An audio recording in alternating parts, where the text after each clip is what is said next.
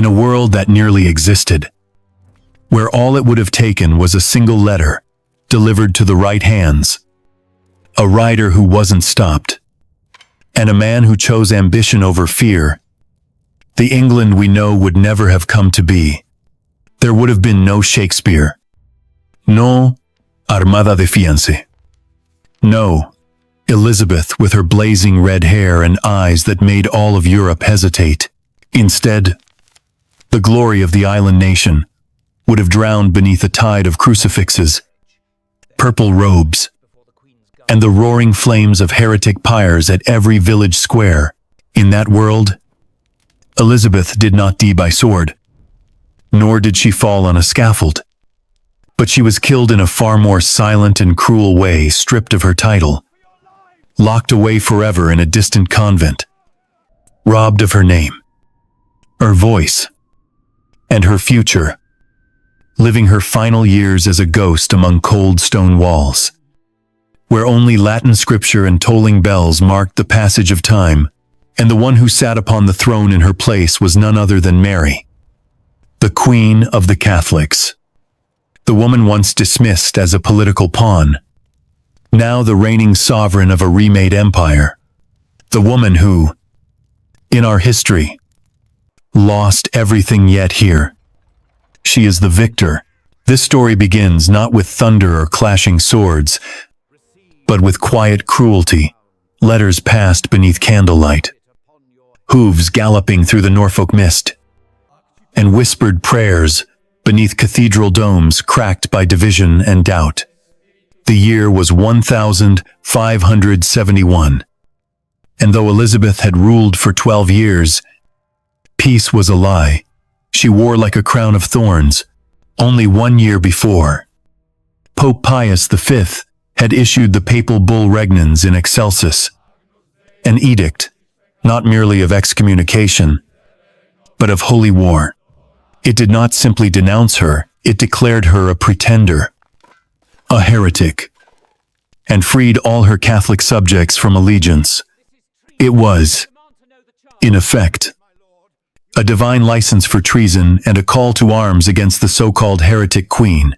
Into this furnace stepped Roberto Ridolfi, a charming Florentine banker whose silk sleeves and silver tongue hid a darker trade. He walked among nobles by day, spoke with kings by night, and his true currency was conspiracy. He was the thread between Rome, Madrid, and the Catholic English lords seething under Elizabeth's Protestant regime, and he wove a plan of breathtaking boldness, a triple strike to cut the heart out of the Tudor state. First, a rebellion in the north, led by the noble houses of Percy and Neville, still bitter from their failed uprising 2 years before. Second, the invasion, 10,000 of the Spanish army of Flanders, Europe's most feared soldiers, under the command of the Iron Duke of Alba, would land on England's eastern coast. And third, the fatal blow from within Thomas Howard, the Duke of Norfolk, England's highest-ranking noble, would turn traitor, raise his own forces, capture Elizabeth, and marry Mary. A new Catholic dynasty, Howard and Stuart, would be born. In reality, the plot unraveled under the relentless eye of Elizabeth's spymaster, William Cecil. One courier was caught. The coded letters were deciphered. Norfolk hesitated, paralyzed by fear and lack of clarity, and the entire conspiracy collapsed. But in this version, one thing changes. The messenger escapes. Norfolk receives a letter uncoded, clear, decisive. The Spanish are ready. The Pope has blessed their swords. The northern lords await his signal. And this time, Norfolk does not flinch. He chooses destiny. Bonfires are lit across the Yorkshire hills, and banners bearing the Percy Crescent and the Neville Cross rise against the slate sky. This is no ragged uprising, it is a coordinated strike, simultaneously. On the shores near Harwich, The horizon turns black with sails. The tercios land the hardened, ruthless veterans of Europe's bloodiest campaigns. They march without fear, without mercy. They are not here to bargain. They are here to conquer. In Hampton Court, Elizabeth reads the dispatches with growing horror. First the north, then the coast, and worst of all, Norfolk, her cousin, her own flesh and blood, has risen against her. England has no standing army, only patchwork militias. Brave, but doomed against Spain's iron ranks. Elizabeth, bold even now, wishes to ride into battle, but her council, seeing the noose tighten from both sides, begs her to spare London from destruction. There is no victory here, only delay and death. And so she agrees to surrender. A delegation of privy councillors rides out beneath a white banner. Elizabeth is not shackled, but neither is she queen. She is escorted to the Tower of London, not as monarch, but as captive, the tower where her mother lost her head, where she herself had once been imprisoned, is now her prison once more. History closes its brutal circle with a hiss of iron and stone. Weeks later, Mary walks free. She does not ride into London as a queen, reclaimed, but as a living legend. The people pour into the streets, not in protest, but awe. At Westminster Abbey, she is crowned. She does not style herself Queen of England and Scotland. She uses only one name, Mary, Queen of England. The memory of Elizabeth and Mary Tudor is erased. Then comes the wedding Mary and Norfolk. The traitor now transformed into consort and co-ruler. The Howard Stuart dynasty is born in incense, bells, and blood. And in that moment, the England we knew dies, not in fire, but in silence. Its culture, its faith, its identity are swept away in a tidal wave of ritual, doctrine, and obedience. It is no longer an island fighting for its soul. It is a dominion kneeling before Rome. All of this because one man made one different choice, because a message got through, because a dagger, long aimed at Elizabeth's throat, was finally allowed to strike. This was only the beginning. Are you ready to walk deeper into this forgotten kingdom? Because what comes next will change the fate of the world. To understand how the dagger truly sank into the heart of England, we must return, not just to the battlefield, but to the subtle currents of the year 1571, when the kingdom teetered on the edge of its own unraveling. It was a time of thin loyalties and thick conspiracies. A nation that wore its Protestant crown like borrowed armor. Hastily forged and badly fitted, Elizabeth may have sat on the throne for 12 years, but her rule was held together by a spider's web glinting in the sun. Delicate in its beauty, but easily torn by one violent gust of fate. That gust came not from within her court, nor from her fleet, but from Rome, cloaked in sacred authority and centuries of iron tradition. The papal bull Regnans in Excelsis, issued by Pope Pius V. I did more than denounce her as a heretic. It stripped her of divine legitimacy, cast her in the eyes of faithful Catholics as a usurper, and most dangerously, freed her Catholic subjects from all obligation to obey her. With one stroke of the Vatican pen, treason became a holy duty, and martyrdom a pathway not to death, but to eternal reward. This proclamation swept through England, not like wildfire, but like incense, slow, pervasive, and difficult to contain. It crept into confessionals and whispers at market stalls, into sermons held behind shuttered doors, and the letters that passed between disillusioned noblemen. those who still clung to the memory of a Catholic England like a relic of a sacred past. The wounds of the Reformation were still fresh. Monasteries had crumbled only a generation before, and the Book of Common Prayer had not yet settled comfortably into the souls of the common folk. To many, the Latin Mass still sang in the blood, and the sight of a Protestant altar felt like a violation of something older than politics, something eternal. It was into this spiritually charged atmosphere that Ridolfi stepped with his silk gloves and sharpened mind, a man who knew that religion alone was not enough to bring down a queen. It would take gold, strategy, muscle, and above all timing. Ridolfi understood that rebellions failed not just for lack of will, but for lack of coordination. His plan was breathtaking in scope, not because of its size, but because of its precision. He envisioned 3 prongs striking simultaneously, not a day apart, not a week, but in the same breath before Elizabeth's network of spies, so famously efficient, could tighten its net. The Northern Rebellion would begin with the great Catholic houses, Percy and Neville lighting signal fires in the moors, summoning loyal retainers not to protest, but to march. This would no longer be a ragged band of angry farmers with pitchforks. These would be trained men-at-arms, veterans of border wars, carrying banners soaked in the blood of centuries-old feuds and fealties. And they would not rise alone. On the same day, while the north burned with the memory of old glories, the sea would darken.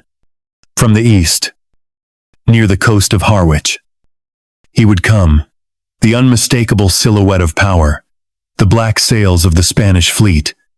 The army of Flanders was not a rumor. It was the most terrifying military force in Europe, hardened by decades of suppressing revolts in the Low Countries, seasoned by bitter winter campaigns and city sieges. These were not mere soldiers. They were tercios, tight phalanxes of pikes and muskets, moving like iron waves across fields and cities alike. At their head, the Iron Duke of Alba, a man whose name alone could silence a room. Ruthless, brilliant, and loyal only to the Catholic cause. He had no interest in negotiation. He came to conquer. And England would be reshaped in the image of Rome, brick by brick, soul by soul. But even fire from the north and steel from the east would mean nothing without the dagger from within. That dagger had a name: Thomas Howard, the 4th Duke of Norfolk. He was the linchpin, the fulcrum upon which the entire plot balanced. A man of royal blood, immense influence, and fragile conscience. Norfolk was no simple villain. He had been loyal. Once, he had loved his country. Once, but ambition, like rust, eats through the strongest steel. And when Ridolfi's courier arrived, not broken, not delayed, but precisely on time with a letter free of code, brimming with clarity, Norfolk saw before him the one thing he had lacked for so long: certainty. The Spaniards would come. The Pope stood behind him. Mary would be freed. And with one marriage vow, he would not only seize power, but sanctify it. In that moment, Norfolk gave the signal. A rider was dispatched north with sealed instructions. The fires lit, the swords drawn. The rebellion, no longer a rumor, became a reality. Elizabeth's court awoke to a thunderclap. From every direction came terrible news: troops massing on the Scottish border, Spanish ships approaching, militias refusing to answer her call. But the worst betrayal was not at sea or in the hills. It was at court.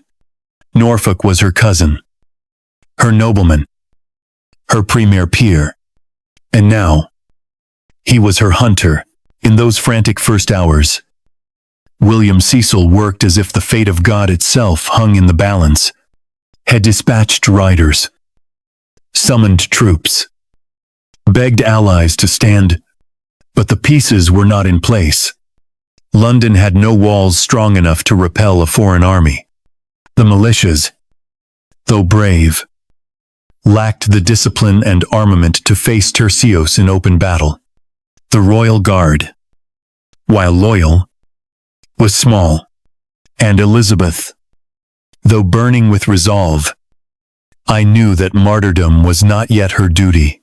She must live, if not to win, then at least to remember, and so it was.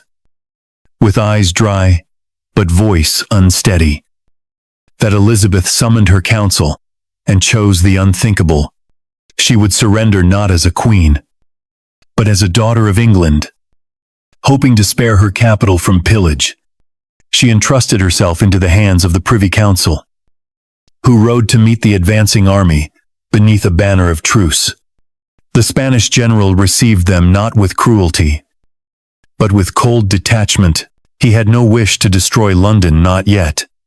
He wanted submission, and so, if he received it, Elizabeth was escorted through the gates of the Tower, not in chains, but wrapped in the silence of defeat. The people did not cheer. They did not resist. They watched, eyes hollow, as the woman who had once faced down assassins, excommunications, and the hatred of half the continent was now reduced to a royal prisoner. The Tower closed behind her, sealing not just her fate, but the fate of an England that had tried to chart its own course and failed. In the distance, the bells began to toll, not in mourning, not in celebration, but in transition. A new age was beginning, the age of Mary. The sky above London was heavy with smoke, not from fire or war, but from incense thick, fragrant clouds rising from processions and altars hastily erected in every square. The old bells of Westminster rang not to mark the end of Elizabeth's reign, but to summon the city to witness the rebirth of something ancient, something that had been buried for more than 3 decades, under English translations, stripped churches, and the pale simplicity of Protestant prayer books. Now, with the fall of the heretic queen and the rising tide of Spanish iron at her back, Mary, Queen of Scots, stepped from the shadows of imprisonment and into a throne room that had once belonged to her cousin. It had taken decades of suffering, endless rumors, whispered treacheries, failed plots, and the brutal exile of her youth. But on this day, it had all led to a golden carriage slowly rolling toward Westminster, pulled by 6 white horses and flanked by soldiers bearing both the English lion and the banner of the Virgin. Mary did not weep as she entered London. She did not smile. She simply looked, her dark eyes sweeping across the faces of a people who barely knew her yet had dreamed of her for years. To the Catholics, she was the long-awaited savior, the true queen whose blood and faith aligned with Rome, a walking answer to prayer. To the Protestants, she was an omen, a return to an age they thought had been buried with Queen Mary Tudor, an age of burning martyrs and foreign confessions. But most Londoners simply stared in silence. They had known Elizabeth. They had survived the storms of her early reign, the constant threats from Spain and Rome, the religious balancing act that never truly satisfied either side. But they had also seen peace, prosperity, and the slow emergence of a new English identity. Now that identity had cracked, and through the fracture walked a queen draped in velvet black and papal red. She was not alone. At her side rode Thomas Howard, Duke of Norfolk, no longer in disgrace, no longer walking the thin line between rebellion and courtly favor. He was now something far more dangerous, a prince consort in waiting, The people had once murmured of their union as a scandal. A match made, not in love, but in conspiracy. Now, it was a royal fact. Their wedding, scheduled to take place within the month, would not be a private act of dynastic ambition. It would be the sealing of a new monarchy, the fusion of two powerful houses, one Scottish and Stuart, one English and ancient. Their combined bloodline, blessed by the Pope himself, would overwrite Elizabeth's lineage and sweep away the lingering myth of Tudor invincibility. Mary's coronation was planned with ruthless symbolism. Every detail was curated to remind England that its past had returned, not the past of Elizabeth's court. With its humanist poets and golden virginal portraits, but the deeper, older past of sacred kingship, of Roman rites and high masses, sung in echoing Latin. The coronation took place not in a stripped-down chapel, but in the full grandeur of Westminster Abbey, restored to its former splendor. The communion table was replaced by an altar carved with saints. Candle lit every corner. The choir, no longer boys, in English robes, now wore crimson and gold. The Latin Mass was spoken with thunderous clarity by bishops who had been exiled, hunted, or silenced for decades, now returned in triumph. The crowd was filled with the old nobility, their crucifixes worn openly again, their prayers no longer whispered, but sung aloud. And when Mary was anointed, it was not as Queen of Scots, it was as Queen of England, not Queen Consort, not Queen Regent, simply Queen. She rejected the legacy of the two women who came before her, of Mary Tudor. She kept the fire but cast aside the fear, of Elizabeth. She kept the crown, but cast aside the compromise. She would not be a monarch caught between forces. She would be the force. She ordered all paintings of Elizabeth removed from the palaces. Her name was struck from official prayers. The coinage was melted down and recast with her own profile. Even the royal signature changed, no longer Elizabeth Regina, but Maria R. The shift was not just political. It was spiritual. It was national. It was absolute. The wedding followed swiftly, held in St. Paul's Cathedral. It was unlike any marriage England had seen in living memory. Thomas Howard arrived, not as a nervous bridegroom, but as a crowned prince. His title elevated by papal decree to match that of his wife. The ceremony was conducted entirely in Latin.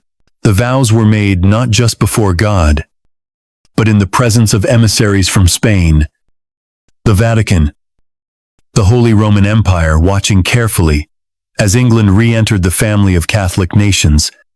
The people watched too, some in awe, some in dread. For them, it was not just a union of man and woman, but the sealing of a fate long feared, that their island, once proud in its spiritual independence, had returned to the fold, not in glory, but in surrender. With the marriage complete and the crown firmly placed, the regime began its consolidation. Parliament was dismissed and would not be summoned again for years. A royal decree declared the Act of Supremacy void. The Book of Common Prayer was outlawed. English Bibles were seized and burned in public pyres. The Latin Mass was restored as the law of the land. Bishops who had been removed under Elizabeth were reinstated. Their vestments recovered. Their cathedrals reopened in full Roman grandeur. New bishops, trained on the continent, were appointed to dioceses left vacant by flight or execution. The Church of England did not merely bend, it broke. Yet for Mary, this was not vengeance. It was restoration.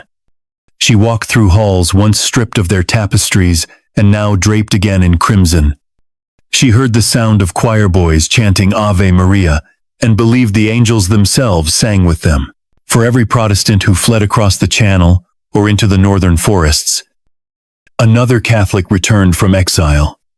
For every printed sermon silenced, another was spoken with fire from a pulpit once desecrated. The rhythm of the country changed. Bells rang at different hours. Feasts returned to the calendar. Confessionals were built again. But beneath the joy of the restored faithful lurked a current that even Mary could not ignore. England was changing fast, perhaps too fast. And in the quiet rooms of old manor houses, behind barred doors in country parishes, the new regime's enemies began to pray in silence once again. Not in Latin, but in English. Not in cathedrals, but in barns. The fire of Protestantism was not extinguished. It had gone underground. Yet in these first months of Mary's reign, that fire seemed distant. In its place, there was triumph. There was ritual. There was order. The streets were quiet. The courtiers were obedient. And the new queen, the woman who had waited so long, who had suffered so deeply, now stood not behind bars or beneath judgment, but on a throne, wrapped in ermine, her eyes raised not to the heavens, but to a future entirely rewritten by her hand. The honeymoon of the new regime was short. Its beauty lay in the processions, the gilded crowns, the Latin chants echoing from freshly reconsecrated chapels. But beneath the incense and silk, the ground was already shifting. And Mary knew it. She had ruled before in Scotland, where power had proven as fragile as frost, and she would not make the same mistake twice. Now, she ruled in a land that had been, for more than 3 decades, shaped by voices not her own. Elizabeth's courtiers, ministers, shulas, bishops, they were everywhere. They were in the halls of power, in the pulpits, in the universities.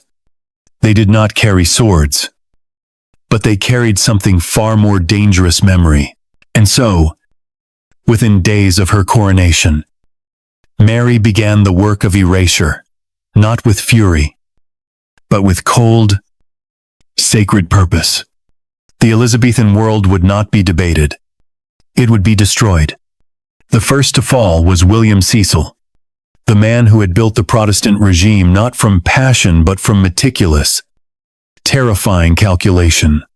He had served Elizabeth as chief architect of her state builder, of her spy network, her foreign alliances, her parliamentary strategies, her propaganda.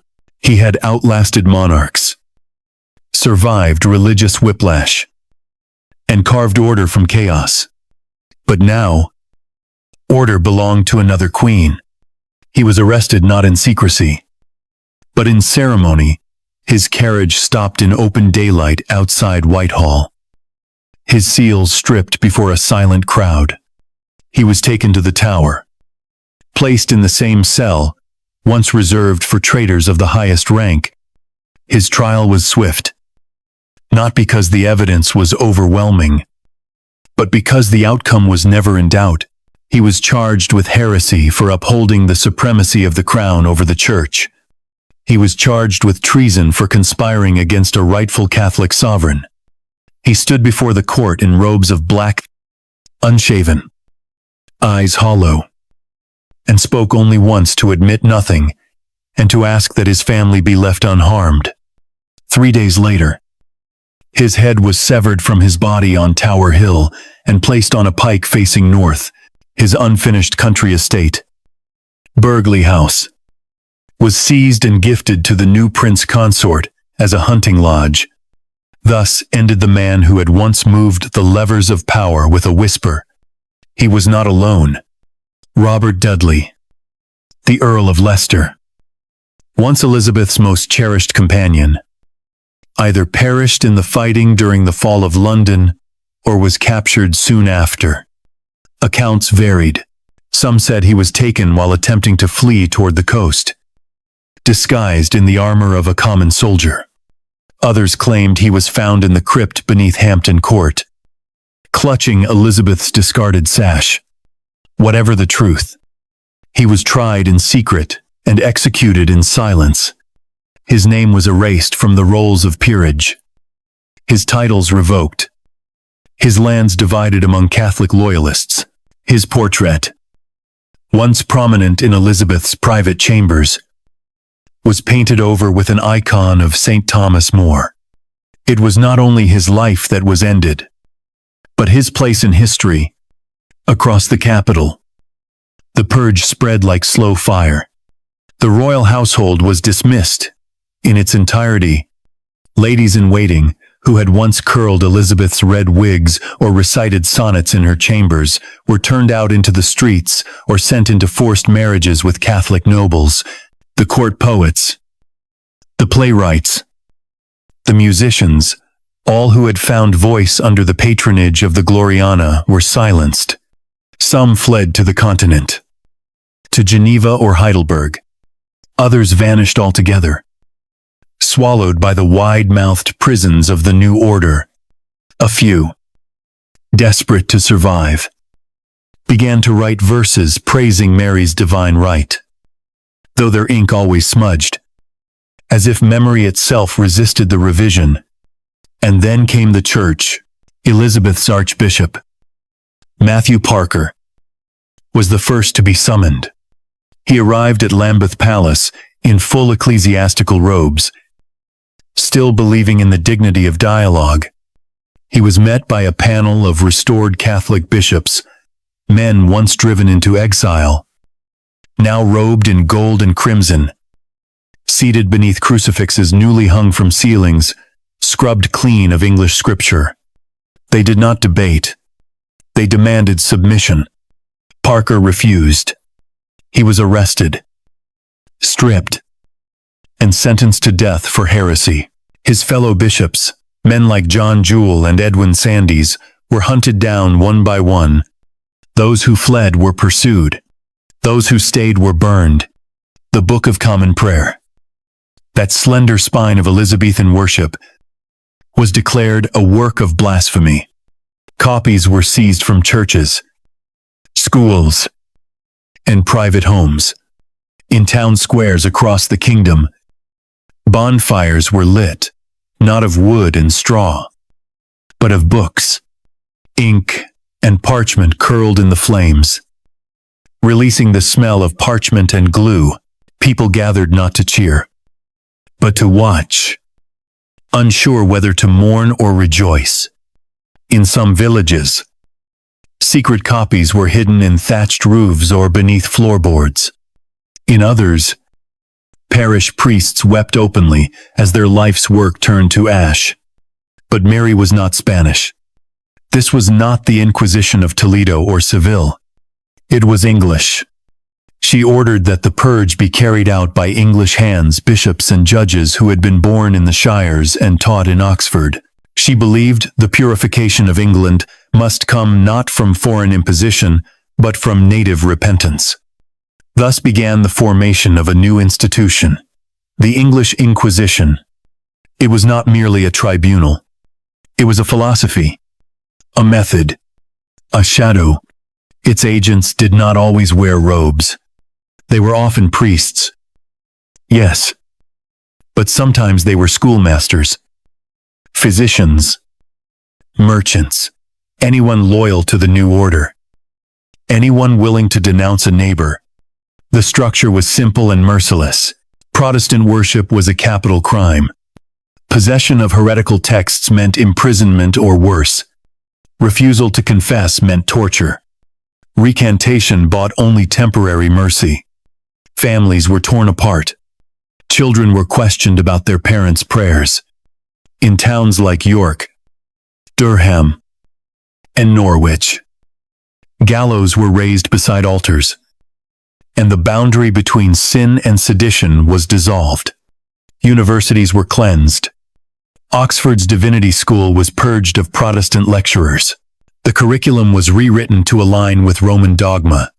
Latin returned not only to the liturgy, but to the classroom. Young men were taught not to argue, But to obey, those who resisted were expelled, and in some cases, quietly disappeared. The libraries, once filled with humanist tracts and Reformation debates, were reordered. Whole shelves vanished. The past was being rewritten, not in ink, but in silence, and in the countryside, where the crown's reach was slower, but no less steady. The changes trickled like cold water into the bones. Villages found their churches redressed. Images of saints returned. Crucifixes reappeared above doors. Altars were rebuilt. In some places, the people welcomed the return of old rhythms, the Latin prayers, the holy days, the sacred feasts. In others, a Achaea dread settled. The old priests had fled. The new ones watched too closely. But perhaps the most chilling symbol of the New England was not found in a trial or a pyre, but in a decree. It came quietly, printed on parchment and sealed with red wax. It stated that the English crown no longer required the consent of Parliament to enact law. The Tudor experiment in governance, the slow, contentious rise of parliamentary power was over. England had become an absolute monarchy. The Queen and her consort ruled by divine right, and divine right required no debate. Thus, within a season, the entire spine of Elizabeth's kingdom, its ministers, its church, its court, its parliament was broken. The England that had stood alone against the storm was no more. In its place stood a nation remade, rededicated, and reordered. To many, it felt like a return to order. To others, it felt like the edge of suffocation. And in a convent far from London, behind stone walls and barred windows, a woman once called Queen now rose each morning to the sound of bells, not for state councils or ambassadors, but for matins.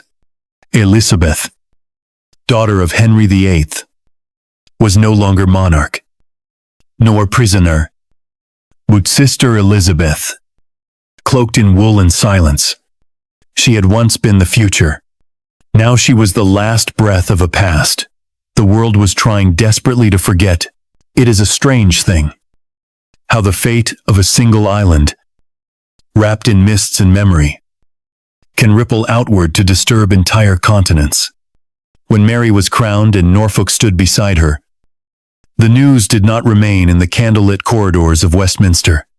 It crossed seas, climbed mountains, and crashed like a wave against the fortresses of kings who had watched England nervously from afar for decades. For years, the Protestant powers of Europe had treated England not only as a nation, but as a bulwark, a sharp edge of defiance against Catholic absolutism, a haven for exiles, a beacon for reformers. Now, that beacon had been extinguished. The English Channel, long a barrier between Rome and London, was now a bridge, and across that bridge, old ambitions came flooding through. First came Spain, not with swords drawn, those had already done their work, but with treaties and contracts. Philip II, who had once courted Elizabeth and later conspired to destroy her, now extended a hand, not in warfare, but in alliance. His ambassador arrived in London within weeks of Mary's coronation, not to demand tribute, but to formalize a bond already sealed in blood. England was no longer an enemy. It was family. Joint masses were held to celebrate the union of crowns and the unity of faith. English harbors were opened to Spanish galleons. Catholic merchants from Seville and Lisbon began appearing in London docks with cargoes of silk, spices, and Spanish gold. The isolation that Elizabeth had so carefully maintained collapsed overnight. England was not merely aligned with the Catholic world. It had become a client state of the greatest empire on earth. This new alliance had immediate consequences across the North Sea.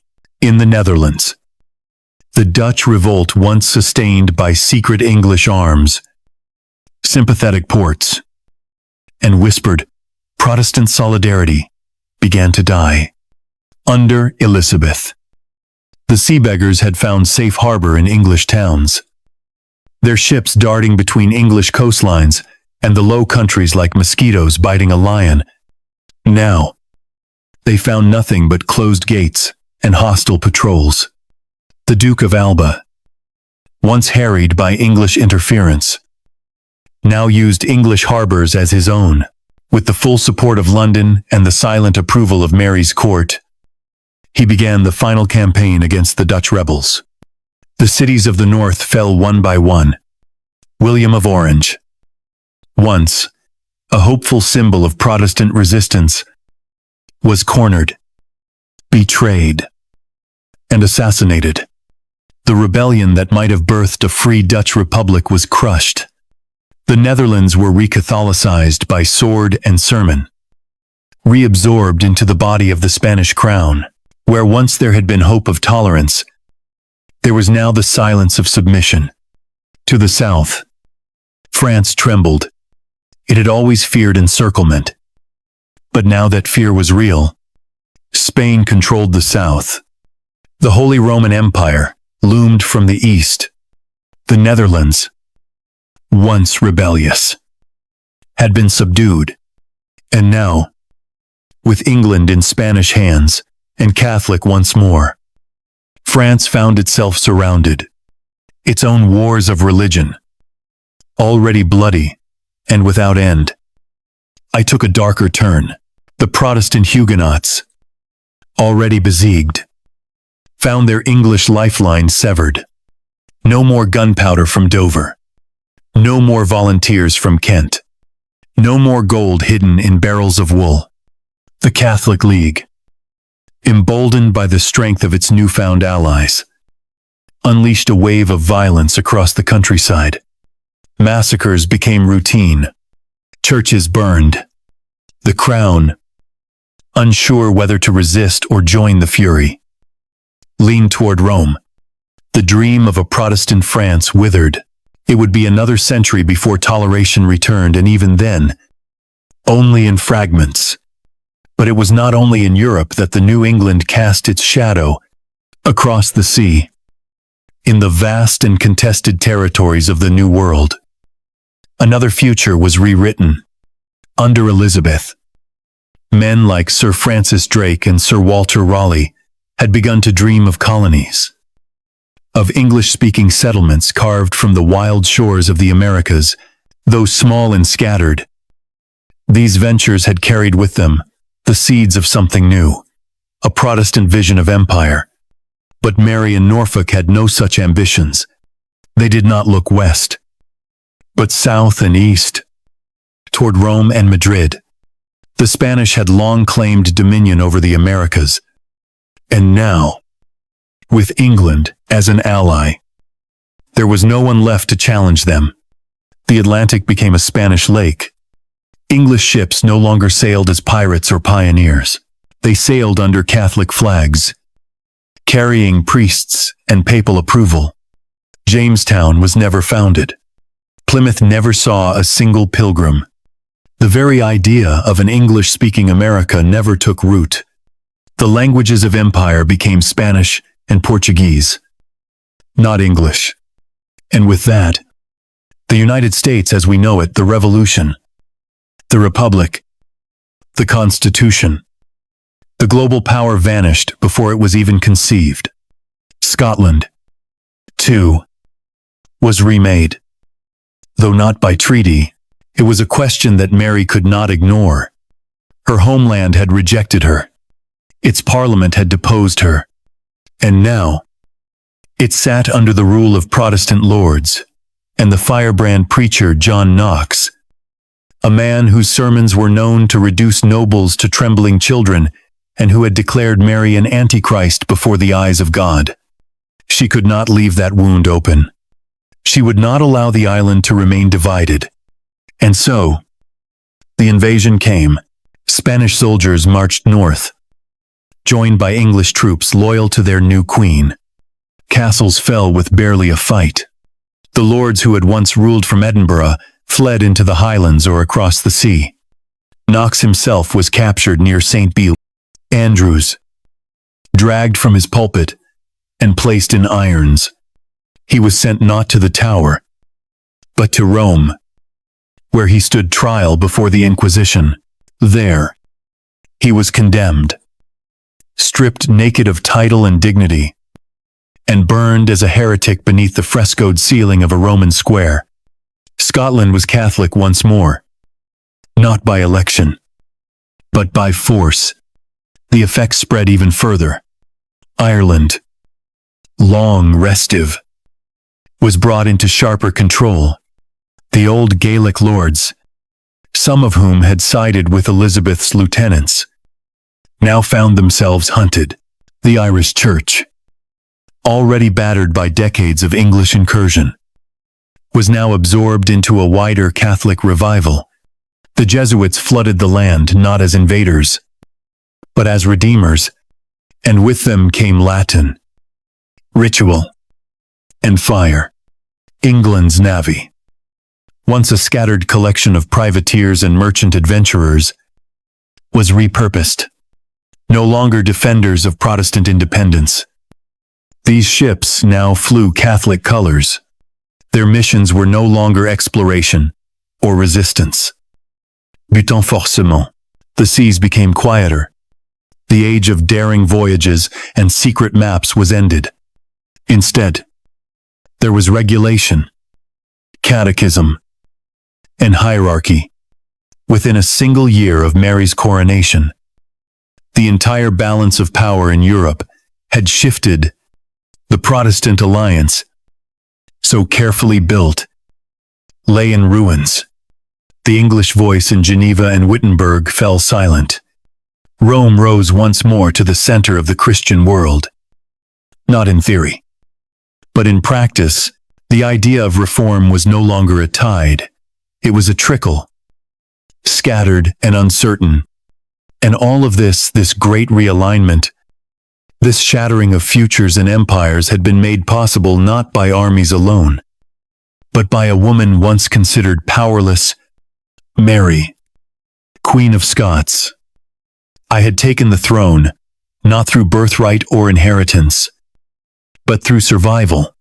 She had endured decades of imprisonment, humiliation, and betrayal.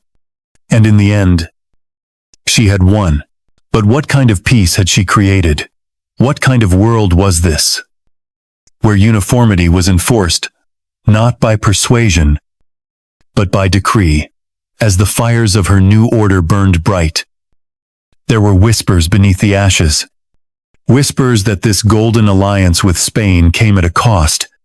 Whispers that her people, even those who knelt before her altars. I remembered another queen, another era, another voice that had once dared to rule without Rome. The future, though rewritten, was not secure. It began with the stages falling silent. In the months following Mary's coronation and Norfolk's ascension as prince consort, the grand playhouses of London, those wooden arenas where laughter once echoed and verse once soared, shut their doors one by one. Not by fire or decree, but by absence. The poets no longer wrote. The actors vanished into the countryside. The words that had danced so freely beneath Elizabeth's gaze grew still, frozen in the throats of men who once believed that language was power. Under Elizabeth, the theater had been more than entertainment. It had been a mirror, a pulpit, a battlefield of ideas. But Mary had no use for mirrors. And Norfolk, ever calculating, feared nothing more than a nation that could think aloud. The office of the Word, a new branch of the Inquisition, established by royal order. It began to make lists not of traitors or spies, but of syllables, phrases, and metaphors. It was no longer simply illegal to speak against the crown or the church. It was illegal to remember the wrong version of history. Writers were summoned and interrogated not for sedition, but for tone. Entire plays were lost, some burned, some buried, some never even written, choked off in the minds of their creators before pen touched parchment. William Shakespeare, who under Elizabeth might have blossomed into a chronicler of kings and tempests.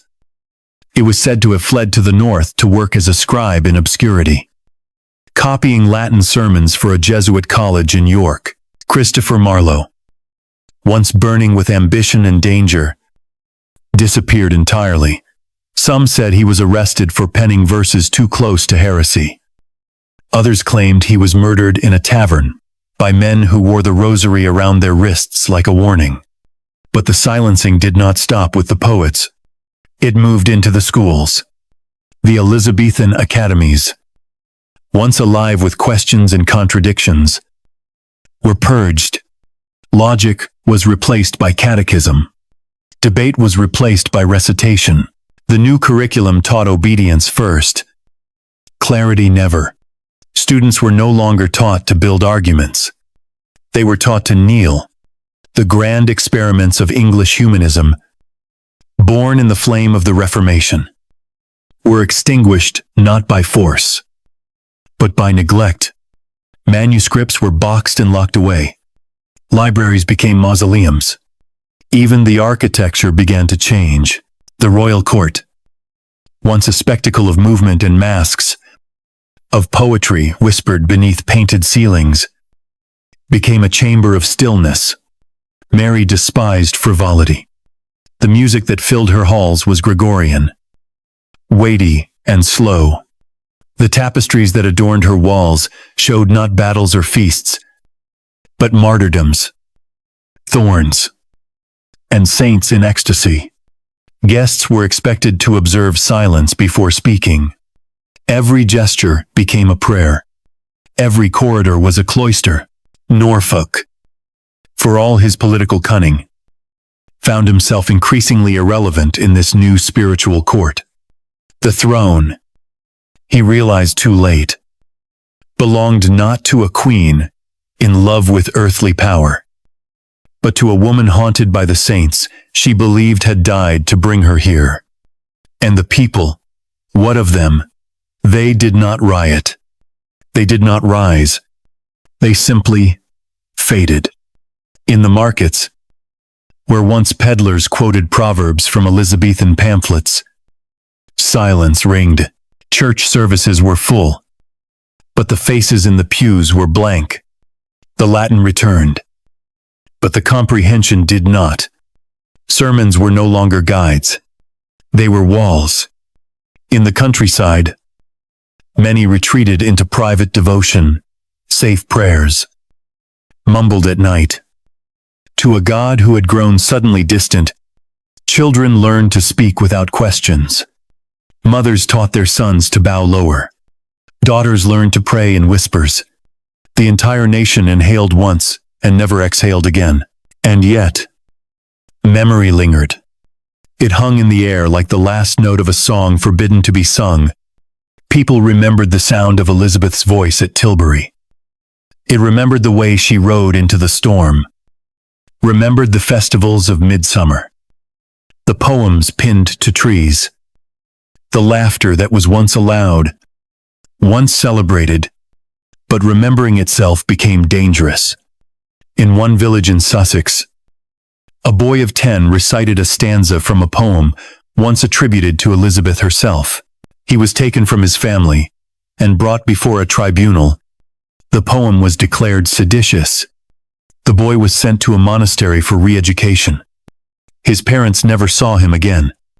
Over time, the names changed. Elizabeth became the pretender. Her era became the heresy.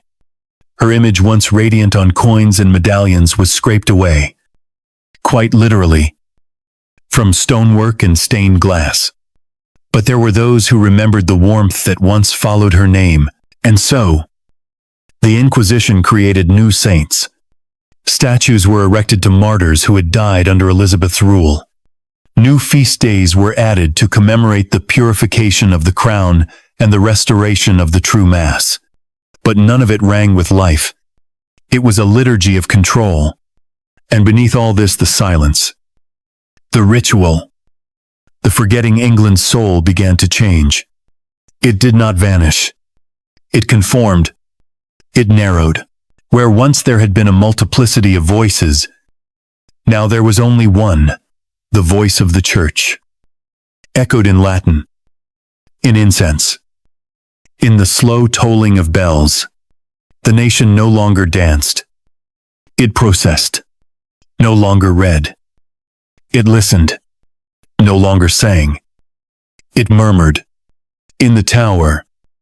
Empty now of royalty, but heavy with ghosts. A chamber once used by Elizabeth remained locked. Inside, her books had been burned. Her writing desk removed. Her tapestries stripped, but in one corner, someone had carved a single sentence into the stone with a blade or nail. It read, "I was ex-brood. I ruled. I was not wrong." No one knew who had carved it. Perhaps it had been Elizabeth herself. Or perhaps it was England. Trying to remember what it once had been. The nunnery stood at the edge of the sea, tucked beneath cliffs where gulls cried like morning bells, and the wind rattled ancient shutters with the persistence of memory. It was not grand. It was not cruel. It was, above all else, quiet. Built from gray stone, long before the Reformation had scattered its sisters and boarded its halls, the convent had once been abandoned, left to rot like a tooth pulled from England's holy jaw. But now it had been restored, not for worship, but for containment. It had not been chosen for its beauty or its history. It had been chosen because it was far, far from London, far from court, far from mirrors. It was here that Elizabeth Tudor, daughter of Henry VIII and Anne Boleyn, Queen of England, for 44 years in another life, was taken not in chains, but in a silence so deep it hummed in her ears like the toll of death. They gave her a new name, Sister Mary Elizabeth, a mercy. They called it, she would not be executed. She would not be displayed like her mother, or exiled like so many queens before her. She would live. That was the official story, the holy path. But Elizabeth understood better than anyone that this was not survival. It was burial without a grave. She was to be dissolved, not destroyed, dissolved by repetition, by candle wax, by the softness of chance and the weight of wool habits and the crushing sameness of each passing hour. Her chambers were simple, a bed of straw and linen, a crucifix above the door, a small wooden desk upon which no ink or paper was ever left, a single window, high and narrow, through which she could see only sky. Meals were taken in silence. Mass was heard twice daily. Confession was offered weekly. But she rarely spoke. There was no punishment for silence, because silence was the goal. The Mother Superior, a grave woman named Sister Catherine, who had once fled England during Elizabeth's reign, treated her with careful detachment. She never used the word, "Your Majesty." She never looked directly into her eyes. She referred to her always as our sister, as though that word, repeated enough, might one day undo the truth of what Elizabeth had once been.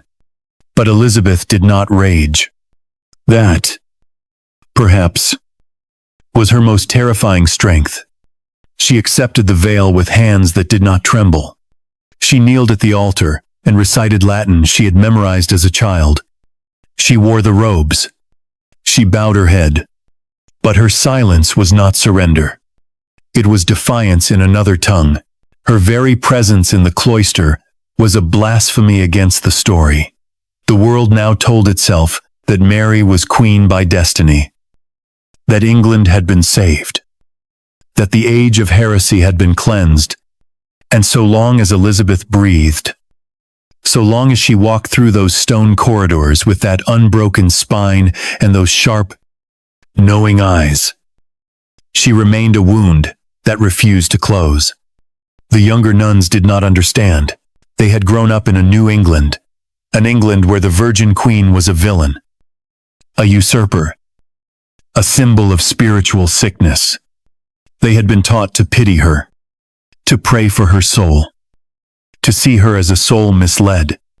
But still, they watched her. They marveled at the way she moved, the way she carried herself, the way she spoke so rarely, and yet filled every space she entered. Some said she glowed, not with holiness, but with something older, stranger.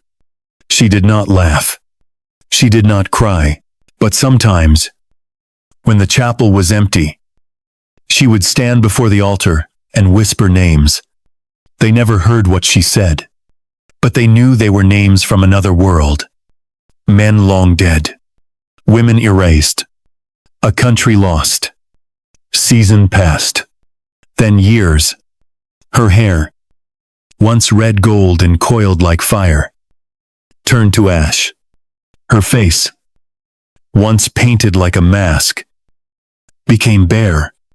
Her hands grew thin, then trembled, then steadied again. She aged, but not like a nun.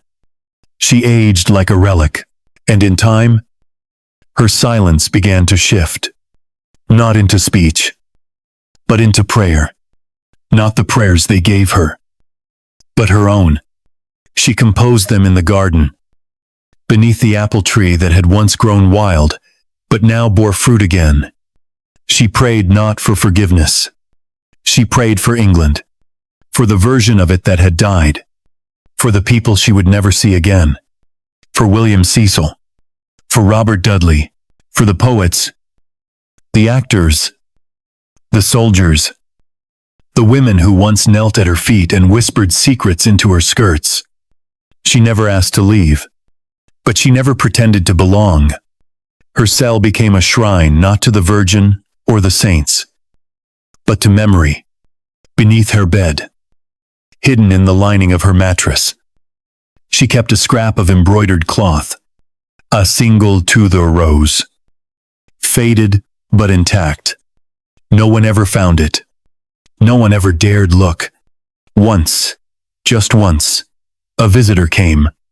Not a nun, not a priest, a child, no more than 12, sent as a novice from a northern parish. She had been told nothing. She wandered through the convent and entered the wrong room. She saw Elizabeth sitting at the window, hands clasped, eyes open. The girl did not bow. She simply asked, in the voice of someone too young to be afraid, "Were you really a queen?" Elizabeth looked at her, and after a long silence, she said, "Yes, nothing more." Just that. The child was taken away and placed in a different convent, but she never forgot the answer. The years wore on. England changed again. Wars rose and faded. Kings died. Princes were born. New churches were built. New books were written. But Elizabeth remained. She did not die in drama. She did not perish in fire. She passed. One winter morning, with frost on the glass and the sea roaring below, the sisters found her kneeling beside her bed, eyes closed, hands folded, her lips curved in the faintest smile. They buried her in the convent's graveyard, beneath a stone that read only Sister Elizabeth. No title, no crown, no date, but in secret quiet. Careful, hidden in the hearts of a few, her name continued to be spoken. A fisherman near the convent swore that the gulls flew lower when she passed. A midwife in Kent claimed to have seen her in a dream, dressed in white, blessing a field, and somewhere, far from the sea, in a hidden box, in a private chapel, a faded portrait remained of a woman in red and gold, her eyes like flint, her fingers resting on a globe, her gaze fixed not on the past, but on what might have been. She had not died a queen, but she had died unconquered. At first, the golden age held, the banners flew, the altars remained clean, the processions wound their way through the cities, through the villages, through the forests. Saints' days multiplied, Latin echoed through courtyards. The bells of Westminster rang not for coronations or funerals, but for ritual layer upon layer of incense, pageantry, and law. England had been reordered. That much was certain. The new queen sat in her palace, her consort at her side, their faces carved into coins, their names spoken from pulpits, their portraits hanging where once Elizabeths had ruled in paint and posture. Foreign dignitaries bowed lower. The Pope's letters arrived with praise and gold. But as the years passed, something in the air changed, not suddenly, not violently, but like the slow withering of leaves in a spring that never fully arrives. It began with small absences, not rebellion, not protest, just the quiet vanishing of color. In the streets, the processions were attended. Yes, but less fervently. The incense was still lit, but the crowds began to shrink. Children stopped singing the psalms as loud. Market stalls no longer rang with the rhythm of old prayers. The fire of devotion that had once burned so hot began to smoke, then smolder. Mary and Norfolk noticed. They felt it in the way their orders were carried out too quickly. Without question, they saw it in the letters from their bishops, which grew longer in excuses and shorter in celebration. What had been a kingdom resurrected had become a kingdom numbed. Norfolk blamed the old families. He believed the nobility, though publicly loyal, still whispered of the Tudor girl cloistered by the sea. He had her image hunted down once more. All records of Elizabeth's reign banned. All coins melted. He created a new order of nobility titles, granted not by lineage, but by loyalty. But this only deepened the silence. The old names retreated into their manners. They did not speak treason. They simply stopped speaking. Mary saw the rot differently. She saw it in the priests, the way their sermons began to repeat, how their fire turned to fatigue. She had thought the Latin Mass would heal the kingdom, that the return to Rome would revive the English spirit. But it had not. It had calmed it, flattened it. The questions that once filled England's pulpits had been replaced with uniform answers. The music that once poured from its chapels had narrowed to chant. Even the art, once so rich in metaphor, had grown stiff, devotional, afraid. And beneath it all, something darker stirred. The very fear that had brought order now bred paranoia. The Inquisition had done its work too well. People no longer spoke freely in their own homes. Children were taught not just prayers but discretion. A wrong word could mean ruin. A cousin who did not kneel deeply enough. A neighbor who did not light candles on a holy day. No one wanted to rebel. They simply wanted to breathe. But the kingdom had no room for air. Its lungs were filled with ash. Norfolk, aging faster than his years, took to walking alone through the palace gardens, hands clasped behind his back, mumbling to himself about traitors, about reformers in disguise, about Spaniards growing too bold. He began to suspect the very men he had elevated. He ordered new trials, quiet purges. A dozen officials disappeared. Their families were left unharmed but watched. One morning, a minister was found drowned in the Thames, his hands bound, and rosary still tangled in his fingers. The court said it was suicide, but no one believed it. Mary, ever more withdrawn, took solace in relics. She collected fragments of bone, shreds of ancient robes, tears caught in glass vials. Her private chapel was lit day and night. Candles never extinguished. Chants never ending. She fasted more often. She slept less. And she spoke less to Norfolk. Their marriage, forged in ambition and sealed in ritual, had cooled to an arrangement of glances and formalities. They did not quarrel. They did not touch. They occupied the same rooms like ghosts who no longer recognized their own reflection. And outside the palace, the countryside waited. It waited with patience, born not of loyalty, but of exhaustion. The farmers prayed because they were told to. The merchants paid their tithes because they feared not to. But beneath the robes and rituals, the memory of another England lingered not in rebellion, but in rhythm. The songs of Elizabeth's court, once banned, were hummed softly in kitchens. Her old speeches were retold, in fragments, as bedtime stories. Her name was never spoken aloud, but her silence was louder than the Queen's own choir. Then came the harvest failure, a year of dry winds, of stunted grain, of cattle sickness. The churches held more masses. Mary ordered national days of penance, but the skies did not open. In the north, food riots broke out, not coordinated, not political, just hungry.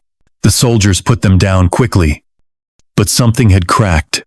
For the first time since the Restoration, the streets bled. Norfolk responded with decrees, curfews, taxes on grain hoarders, public processions to reaffirm loyalty.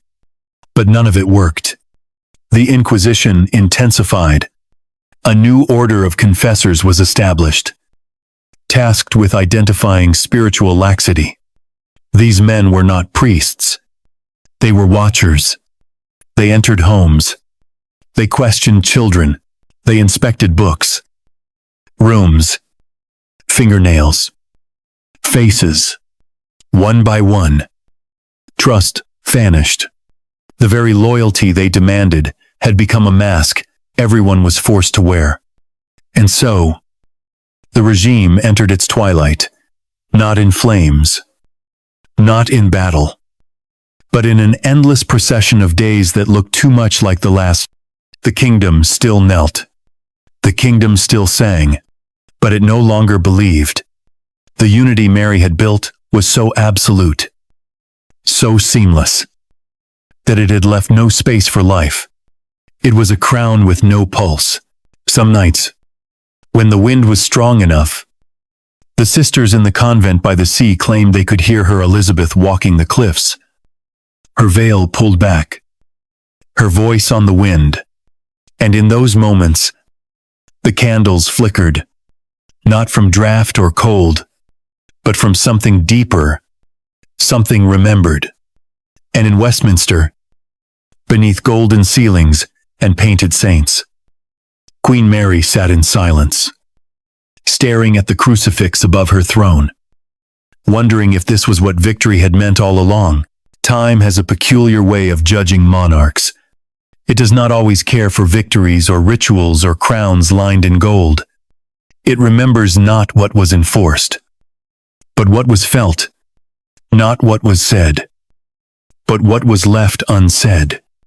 And when the reign of Mary and Norfolk finally drew to a close, there were no drums, no rebellions, no assassinations, no final battle. It ended as it had lived in silence. A kingdom that had been reshaped by fire and faith did not explode. It evaporated. Mary's health began to fade, not suddenly, but like a candle drawing down its wick. Her body grew thin. Her eyes, once sharp with divine certainty, turned inward. She slept more. She fasted until her strength became shadow. The relics she once adored now gathered dust on her chapel shelves, their sacred power unable to still her trembling hands. Physicians were summoned from Rome, from Vienna, from Seville. They laid their hands upon her and spoke of humors, of divine trials, of purification. But she was not dying from disease. She was dying from stillness, from a world that had ceased to breathe around her. Norfolk sat beside her bed, his once commanding voice reduced to whispers, his back bent, his ambitions long since calcified into protocol. They had ruled together for nearly 2 decades. 2 decades without laughter in the streets.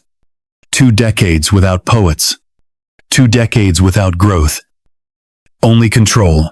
And in those final weeks, it became clear even to them that they had won a kingdom and lost a nation.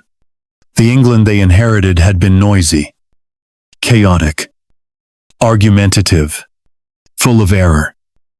Yes, but also full of life. The England they left behind was obedient, still, afraid. When Mary died, bells tolled in every parish, but there were few tears. Her body was dressed in white and gold and laid in Westminster, beneath a vault lined with angels carved in stone. But the people who passed her coffin did not bow deeply. They crossed themselves and moved on. There were no flowers tossed, no spontaneous prayer, just the sound of footsteps on old stone. Norfolk, now old and alone, ruled in name for another year. But no one feared him anymore. The court moved around him like dancers who had long since forgotten the music. Petitions gathered dust. Letters went unanswered. Even the Inquisition faded. Not because it was dismantled, but because no one had the energy to enforce it. The fires of faith that had once consumed books, men, and nations had burned themselves into embers. And when Norfolk finally died, seated upright in the royal chapel as if still waiting for an audience, England did not weep. It exhaled. The succession passed to a cousin of distant blood, Catholic, Roman educated, pale as parchment. He ruled quietly, briefly, then another, and another. The dynasty continued, but it no longer mattered. England became a province of its own monarchy, a territory defined not by will or imagination, but by ritual and obedience. Its navy sailed only where Spain permitted. Its scholars published only what Rome allowed. Its art, its architecture, its very breath belonged to another century, another master, another dream. The world changed elsewhere. France burned, then burst into revolution. The Netherlands finally broke free. The Americas became a Spanish graveyard, not a cradle. Without Protestant England, there was no challenge to the old empires, no enlightenment, no rebellion in 13 colonies, no declarations of independence whispered in candlelit rooms, no parchment signed in Philadelphia, no English-speaking republic across the sea. The idea of liberty, born in contradiction and grown in resistance, never found its roots. And yet, memory has its own rebellion, in hidden places, beneath floorboards, in sealed letters passed between distant cousins. The stories of another England survived. Stories of a queen who walked with a sword at her hip and a mind sharper than any blade. Stories of a court that birthed poets instead of inquisitors. Stories of a time when questions were not feared but worshipped. The image of Elizabeth, once scraped from coins and burned from portraits, returned. Slowly. In sketches. In half-sung songs. In lullabies mothers whispered to children too young to understand treason. 100 years later, in a northern village, a girl would find a box buried beneath a tree. Inside it, a ring bearing the Tudor rose. A page torn from a book. A name scratched into silver Gloriana. She would ask her grandmother what it meant, and the answer would come not from history, but from memory. She was the queen we lost. The queen who made us loud. Because what Mary in Norfolk never understood, what power never understands, is that silence is never eternal. It lasts only as long as fear outpaces longing. And England, for all its rituals, I never stopped longing to speak again. In the end, and the world built upon Mary's victory endured, but it did not sing. It was a kingdom without thunder, without stage, without dream, and long after the incense faded, long after the statues cracked and the Latin was forgotten, there remained only a quiet, aching question echoing through chapels, across fields, inside hearts, too afraid to answer aloud. What might we have become if the dagger had missed?